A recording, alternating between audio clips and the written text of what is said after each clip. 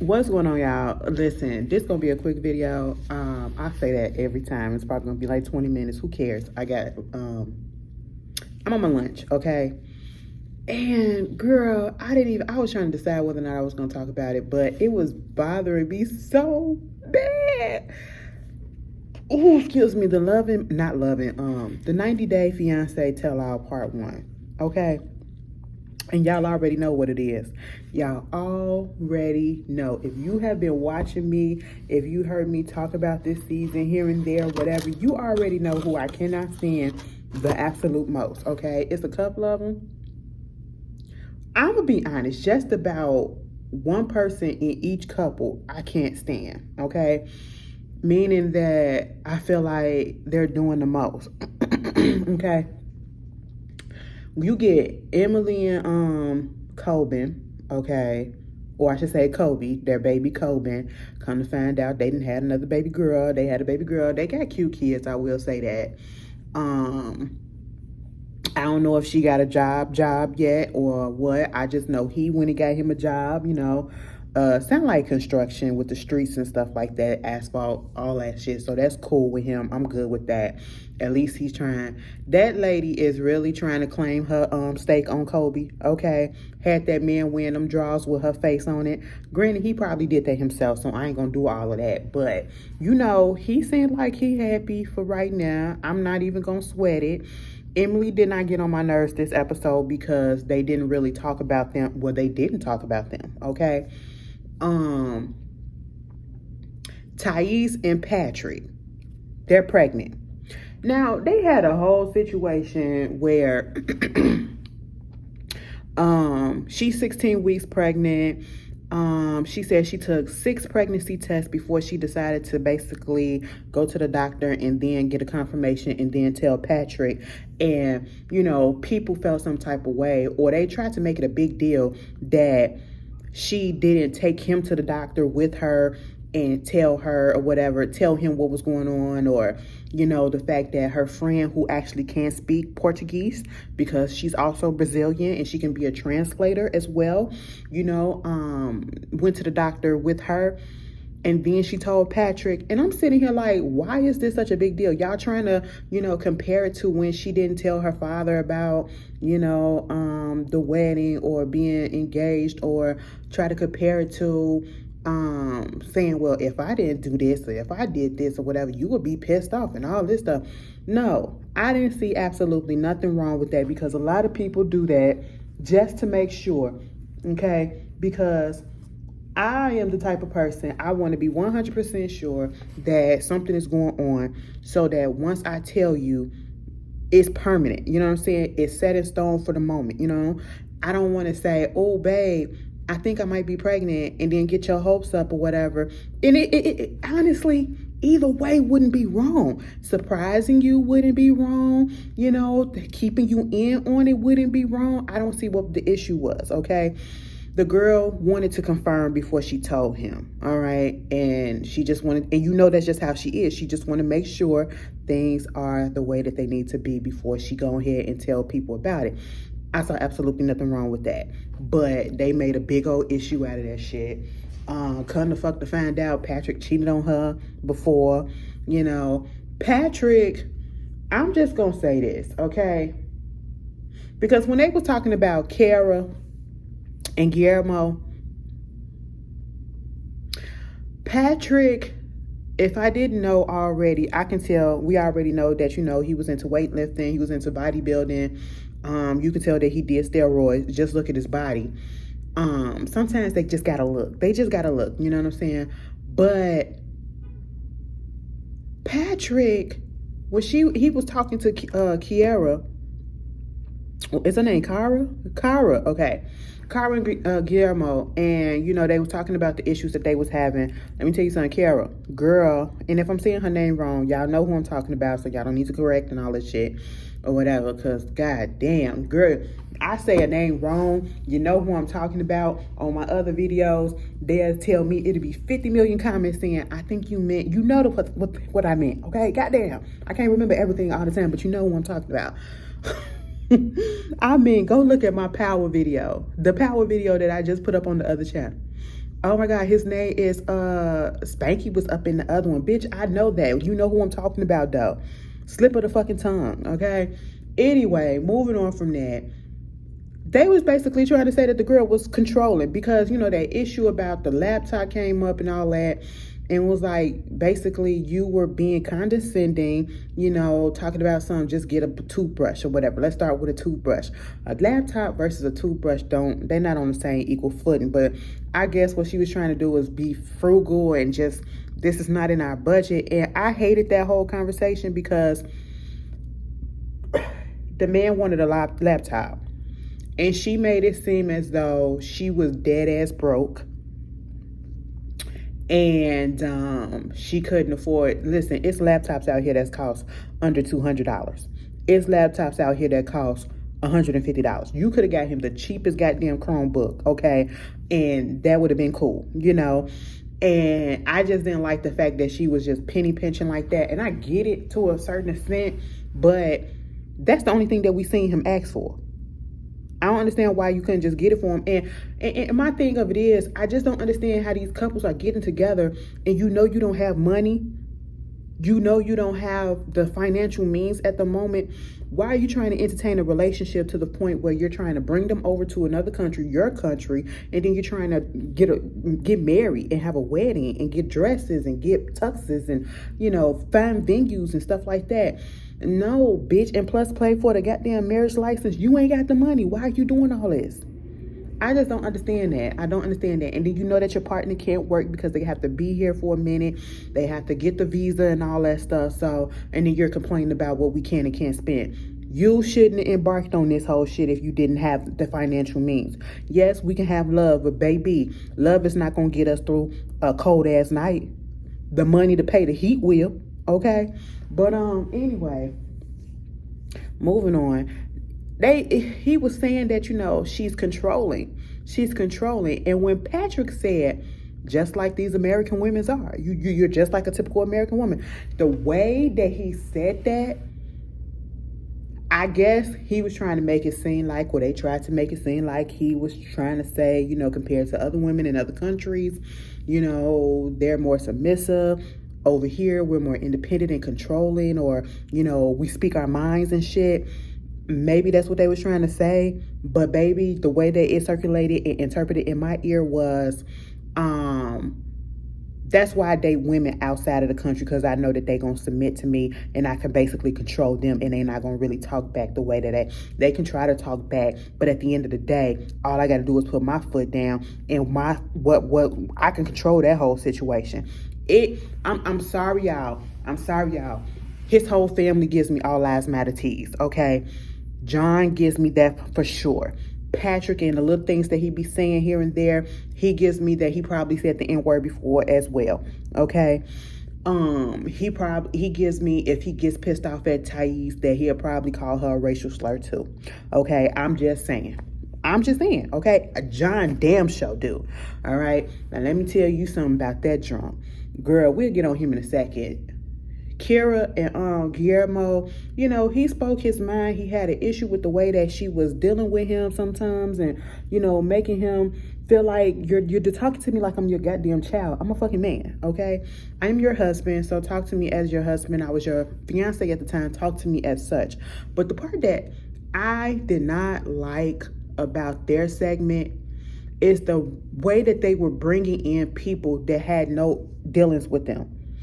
I get it. Chris, or whatever the fuck his name was, the ex-boyfriend from high school. You dated for 2 fucking years, okay? From what they told us, you know? Well, the fucking timeline was just like up and down. You know, it's like you said from high school to college. Then you said from 2 years. So if it's high school to college, it's probably like, you know, I don't know if it was a couple of years in high school or towards the end of high school, and then you did a couple of years in college or whatever, and then you broke up. Either fucking way, it was in the past. Why are you still living in the past, Mr. Chris, whoever your fucking name is, okay? You're sitting there, you're judging, and you're literally on the show when the season was going on and we got to him. He was like, you know, she cheated on me and she's the reason why I never trusted a woman ever after her. That's your problem. That's your problem.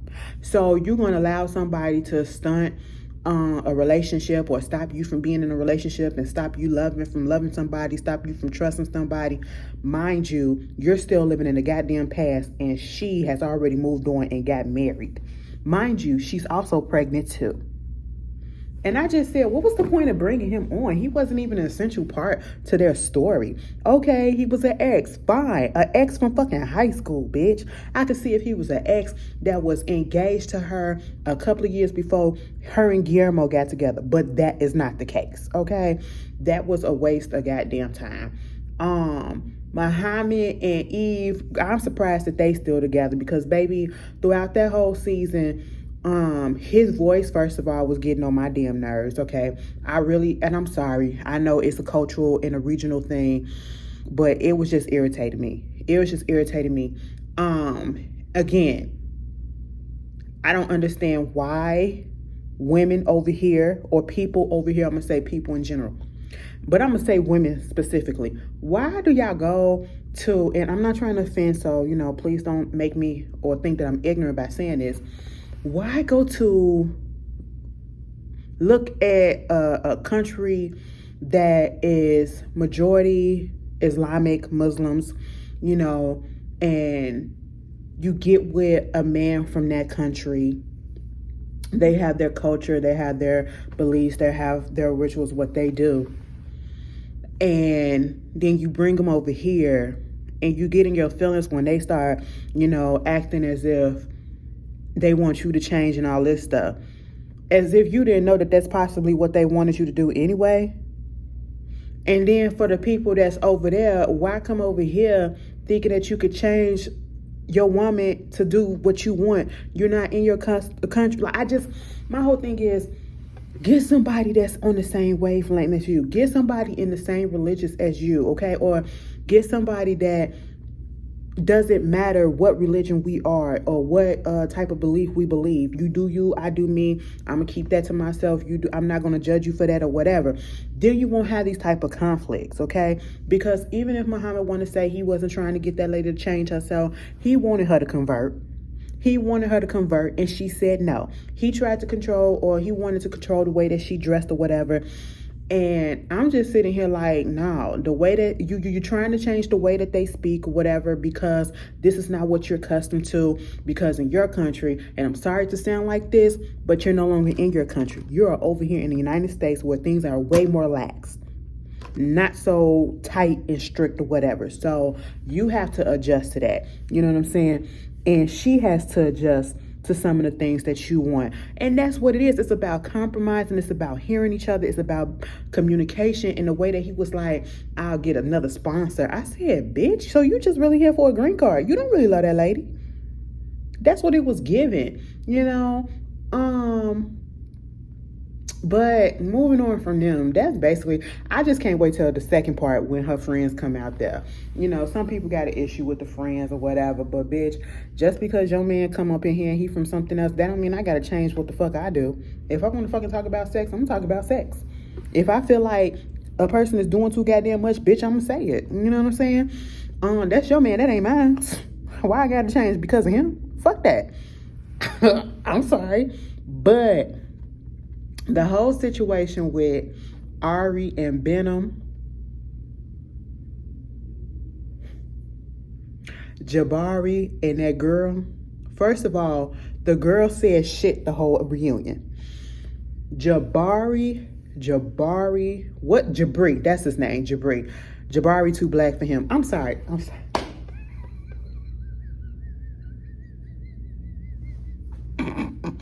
All right, God. His mama ain't go that deep. His mama almost went that deep.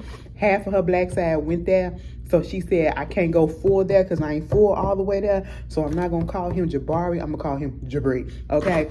Bitch, let me stop. For somebody say something. But no, he got on my goddamn nerves.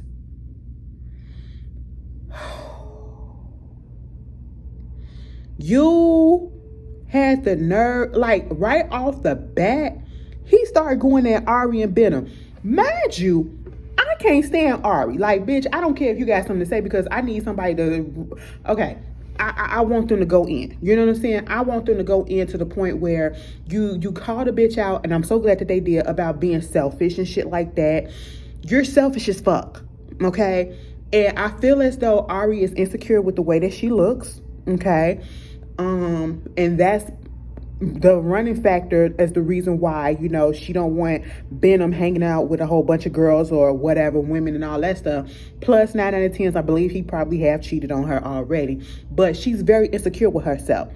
And that selfish shit, the shit that she did with that MMA fighter trainer, that was some fucked up shit. But my thing of it is, Jibri just kept going.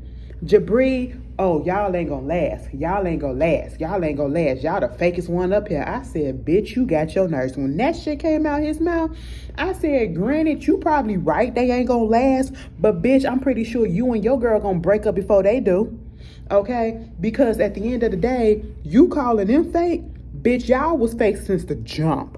This the first time we done seen you on the season, and this is the first time I ever looked at 90 Day Fiancé. And as soon as I started listening to the shit on their very first scene, I knew that he was fake as shit. I knew this whole relationship was fake, or this whole situation of them being on this show was fake. And then it came out saying that they had already been, I seen somewhere, I don't know how true it is, saying that they was already married before they did the 90 Day Fiancé shit. So it was fake. He was here to try to pursue a fucking music career. Nobody gives a damn about your music.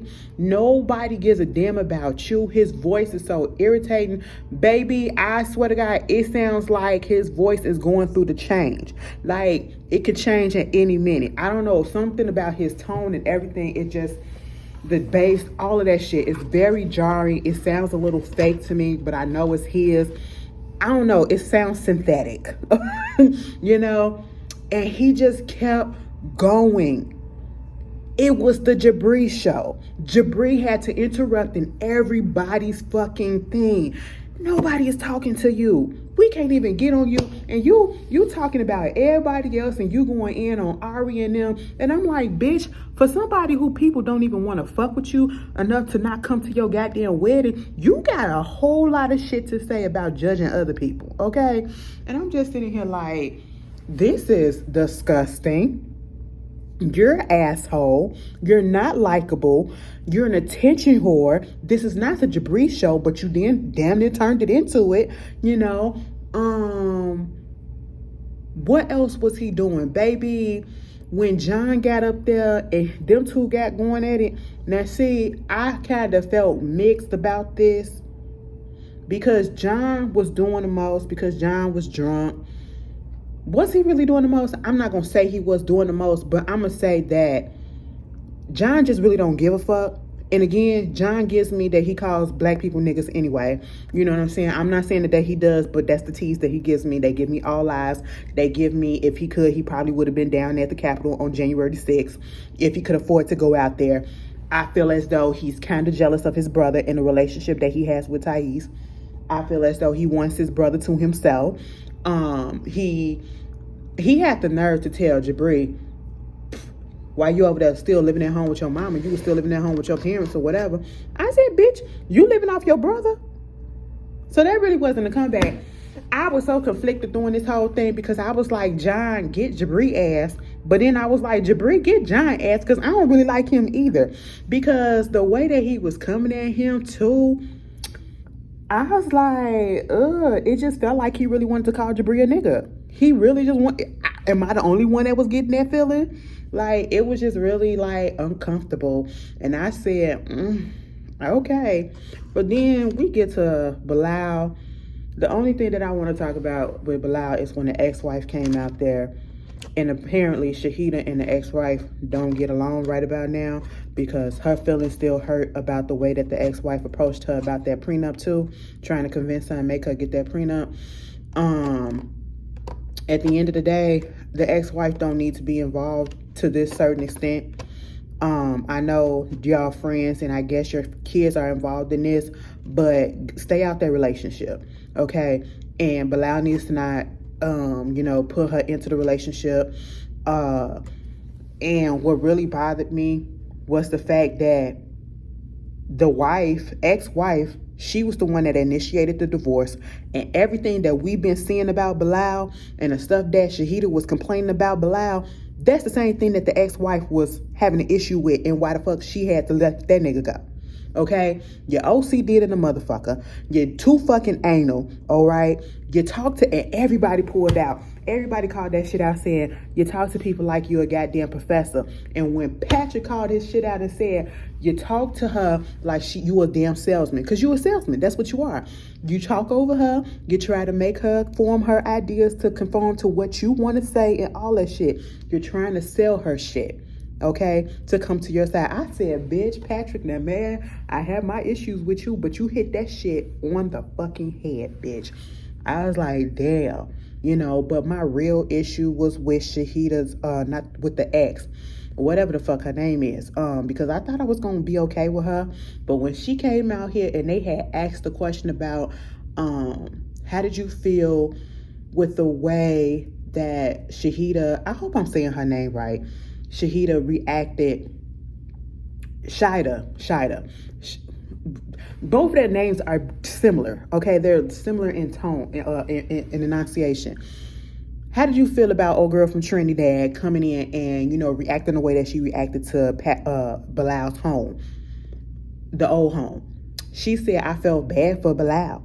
Because, you the type of person that said you will live in a tent with a person and all this stuff. That's what you're supposed to do when you're in a relationship. And, why would you come in and have that type of attitude? It shouldn't matter and all this stuff. And plus, we lived in that home. I lived in that home for 2 years. I said, bitch, y'all got me fucked up with these different goddamn standards. Okay, you lived in that house for 2 years.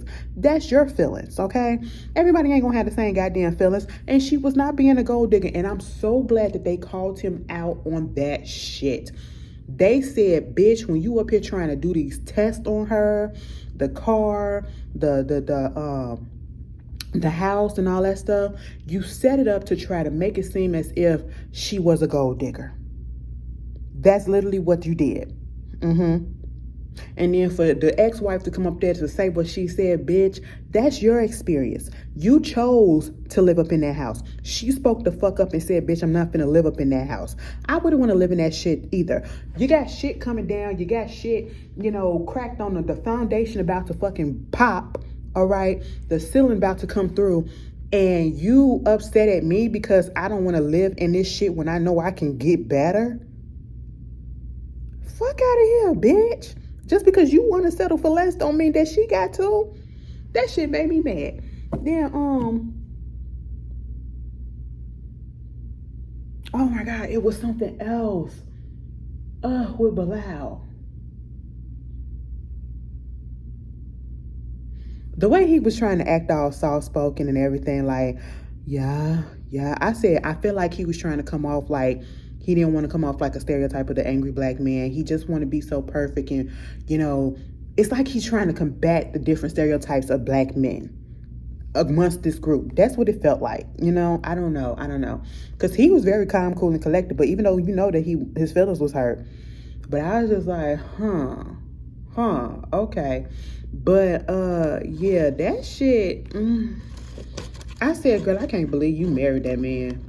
I can't be with somebody so goddamn anal like that. That messed me up. I was like, girl, okay. And Jibri, I can't wait till they get on his ass. And why did they have Kenny and that other boy doing the talking throughout the... Bitch, take them off. We don't need them. They both look weird. Especially the one, not Kenny, the other one. Girl, who say he ain't gay. He's something. But anyway... It was something else that was on my mind that I want to talk. I'm actually running late for going back on the desk. It don't matter. He relieved me late, so bitch, I'm finna take my full fucking hour. Hope. But anyway, y'all tell me how y'all felt about the whole thing. Jibri. Baby, Jibri the debris. Okay? Y'all tell me how y'all feel. I will see you guys later. And I'll probably be back, depending on if the second part is good. I'll be back and talk about it too. Peace.